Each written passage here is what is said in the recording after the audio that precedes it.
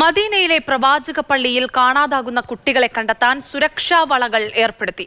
കുട്ടികളെ നിരീക്ഷിക്കുന്നതിനും മാതാപിതാക്കൾ ആരാധന നടത്തുമ്പോൾ കുട്ടികൾ കൂട്ടം തെറ്റിയാൽ കണ്ടെത്താനുമാണ് ബ്രേസ്ലെറ്റ് സഹായകരമാവുക. കുട്ടികളുടെ കൈകളിലാണ് ബ്രേസ്ലെറ്റ് ധരിപ്പിക്കുക.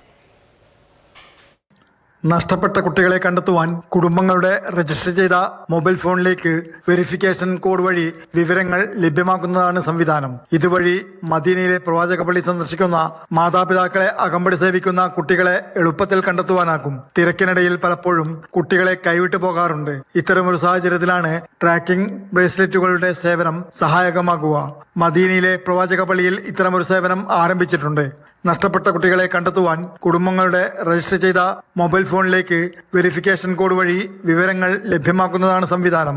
ഇത്തരമൊരു സേവനം പള്ളിയിലെ നിരവധി സ്ഥലങ്ങളിൽ ലഭ്യമാണെന്ന് പ്രവാചക പള്ളി സംരക്ഷണത്തിനുള്ള ജനറൽ അതോറിറ്റി പറഞ്ഞു. പള്ളിയുടെ വടക്കും തെക്കും ഭാഗത്തുള്ള സേവന കേന്ദ്രങ്ങളിലും വടക്കുകിഴക്കൻ ഭാഗത്തുള്ള കുട്ടികളുടെ ഹോസ്പിറ്റാലിറ്റി സെന്ററിലും സേവനം ലഭ്യമാക്കും.